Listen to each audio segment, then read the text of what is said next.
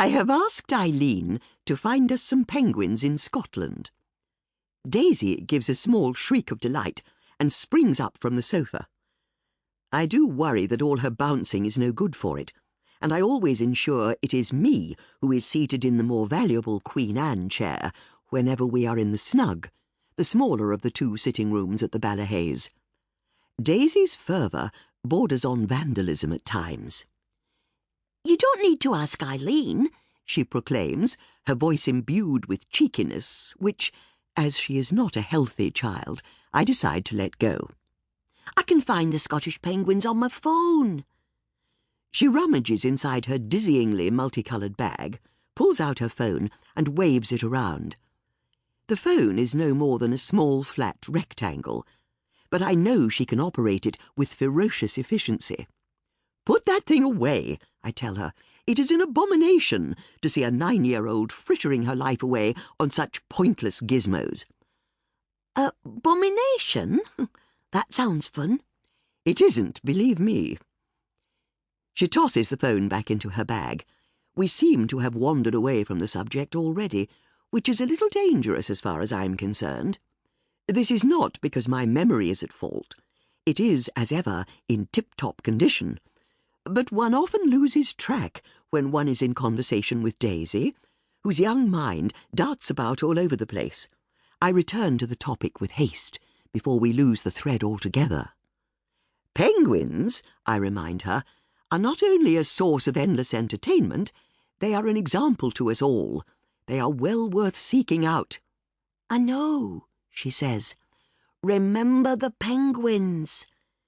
This was the little mantra I often cited to cheer her along when she was undergoing chemotherapy before Christmas. Penguins, as well as being quite charming, have for me come to represent bravery, determination, and resilience. With their daily challenges of long treks across snowy wasteland, swimming in icy waters, and trying to avoid becoming meals for seals, they are paragons of good cheer in the face of hardship. I'm pleased that Daisy has fully grasped this concept. She scrambles back onto the sofa and kneels up, looking over the arm and out of the bay window, as if she might see one of her favourite birds waddling about on the lawn. The Balahays garden boasts several sweeping herbaceous borders, a fountain, and a fine collection of rhododendron bushes, all lovingly tended by Mr. Perkins. But alas, there is a complete dearth of penguins. "Perhaps I will commission a penguin statue to be made," I muse.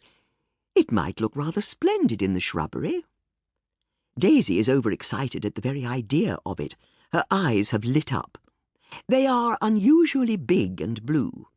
She has a scattering of freckles across the bridge of her nose, which, although she is growing at an alarming rate, is still the small, buttonish nose of childhood.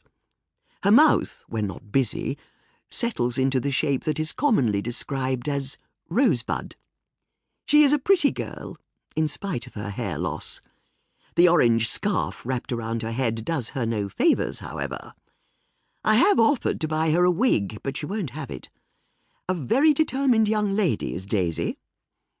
It was, I am proud to relate, her first wish to come and visit as soon as she was out of hospital and well enough to do so. Her parents and brother accompanied her here for the first few days, but they have now returned to Bolton. Although she must still rest every day and take various medications, Daisy asserts that she feels less tired when she is here.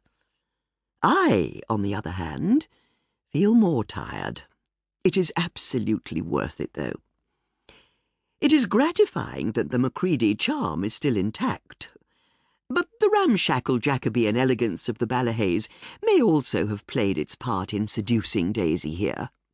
As well as the 3 acres of formal gardens, it has much that appeals to her vivid imagination. Oak panelling, inglenook fireplaces, several staircases, and 12 bedrooms filled with assorted antiques and objets d'art. She is particularly smitten with my padded footstool that is shaped like a donkey, my carriage clock, my pianola, and my globe on legs. not to mention the special photograph which hangs in my hall.